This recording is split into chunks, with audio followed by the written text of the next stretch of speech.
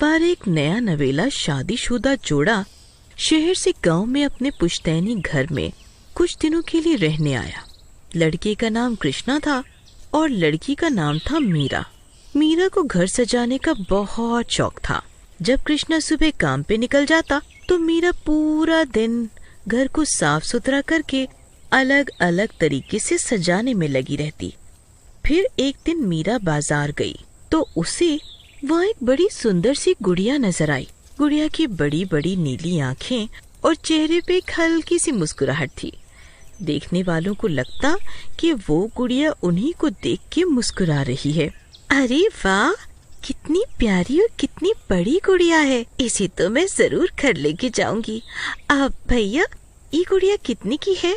बहन, वैसे तो ये गुड़िया 200 रुपए की है, पर लगता है आपकी नई नई शादी हुई है, तो बताइए आप क्या पैसे देंगी इसके?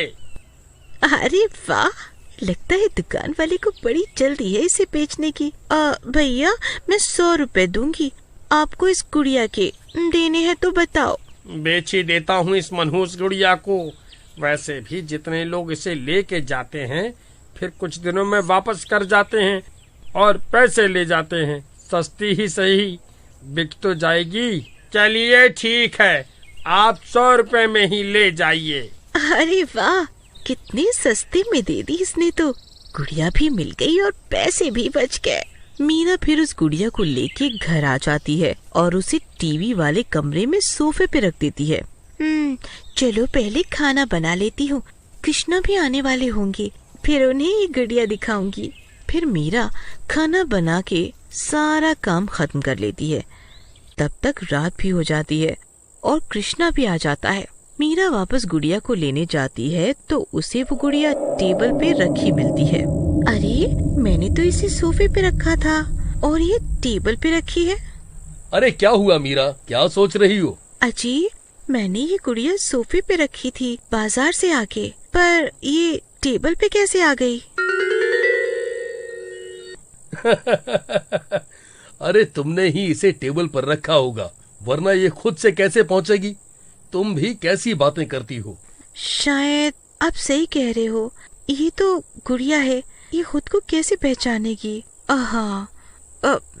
मैं ही रख के कहीं भूल गई होंगी। फिर मीरा और कृष्णा खा पी के सोने जाते हैं। फिर आधी रात को गुड़िया अपनी आंखें खोलती है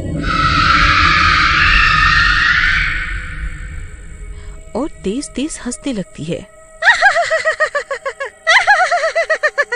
अरे वाह, इस बार तो मैं कितने बड़े घर में आई हूँ। खूब मजे करूंगी, मैं तो खूब मजे करूंगी। गुड़िया की हंसी सुनकर मीरा की आंखें खुल जाती है।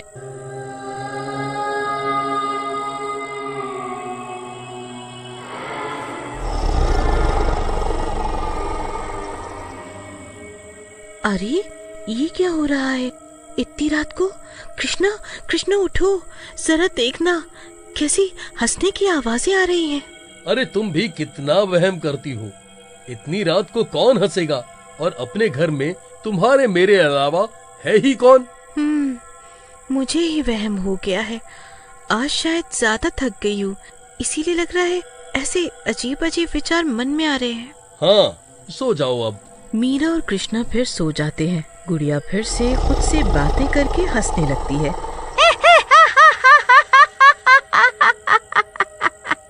फिर वो उठती है और टीवी वाले कमरे से बाहर निकल के रसोई की तरफ चलने लगती है।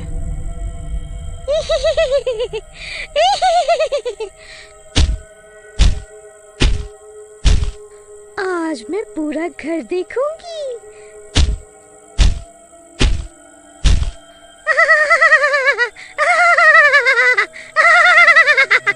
फिर वो गुड़िया रसोई में जाती है, फ्रिज में से फल निकाल के खाने लगती है और फिर नीचे बेसमेंट की तरफ जाने लगती है।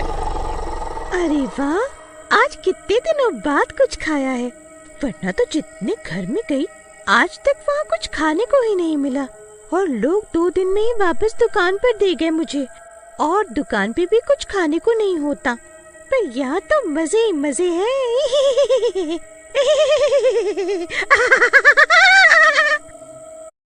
खुद से बातें करते हुए गुड़िया नीचे तहखाने में बेसमेंट में पहुंच जाती है।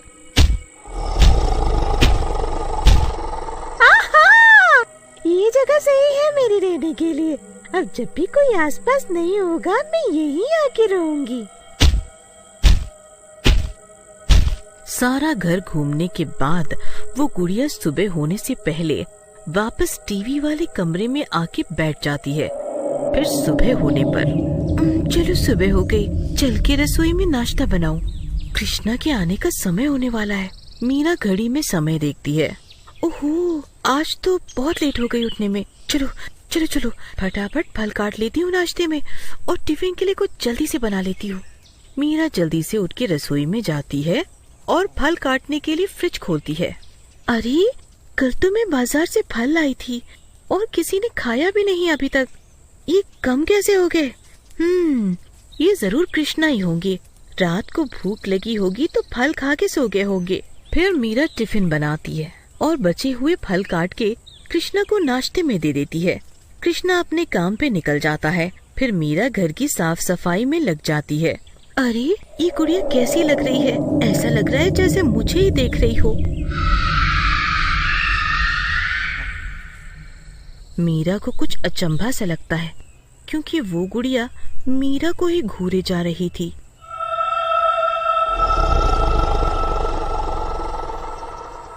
अरे, मैं भी कुछ भी सोचने लगती हूँ। ये तो एक गुड़िया है और वो भी कितनी सुंदर। ये कैसे घूर सकती है? फिर मीरा कुछ काम से बाहर चली जाती है और शाम को आने में थोड़ी लेट हो जाती है। पर जब तक कृष्णा काम से आ चुका होता है। अरे मीरा, एक गिलास पानी देना, आज बहुत थक गया हूँ मैं, और कुछ खाने को भी ले आना। कुछ समय निकल जाता है। कृष्णा बैठ के टीवी देखने लगता है। रसोई में कुछ करने की आवाजें तो आ रही होती हैं, पर अभी तक पानी और नाश्ता कुछ नहीं आता। कृष्णा फिर आवाज लगाता है। अरे मीरा, बाकी काम बाद में कर लेना, पहले मुझे पानी और नाश्ता दे दो, बहुत भूख लगी है। कुछ आहट न होने पे कृष्णा खुद उठ के रसोई में जाता है पानी लेने। कृष्णा को वो गुड़िया रखी मिलती है। अरे, मीरा तो यहाँ है ही नहीं, फिर ये आवाजें कैसे आ रही थी?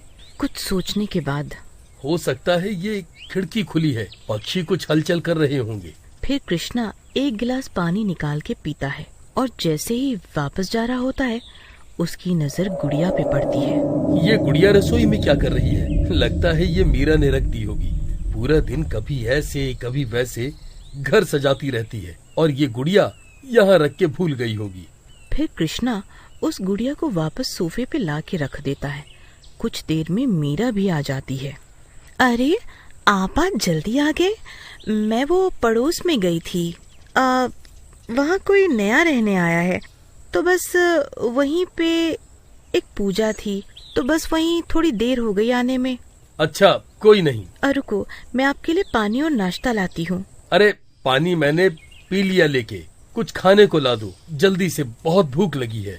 जी ठीक है, कह के मीरा रसोई से कुछ खाने को ले आती है और कृष्णा को दे देती है। जी ये लो। अरे, ये गुड़िया, इसी तो मैंने कमरे में रखा था, ये यहाँ कैसे आ गई? अरे, तुम ये गुड़िया कमरे में नहीं, रसोई में रख के चली गई थी, मैं इसे यहाँ ले आया। मीरा मन में कुछ डरने लगती है। अरे नहीं, मैं इतनी बार रख के भूल नहीं सकती और ना ही हर बार वहम हो सकता है। जरूर इस गुड़िया में कुछ है। मीरा उस गुड़िया को देखती है तो वो गुड़िया मीरा को ही घूर घूर कर देख रही होती है और मुस्कुरा रही होती है। मीरा काफी डर जाती है, पर कृष्णा को कुछ नहीं बताती और उस गुड़िया को हमेशा के लिए नीचे बेसमेंट में बंद कर देती है।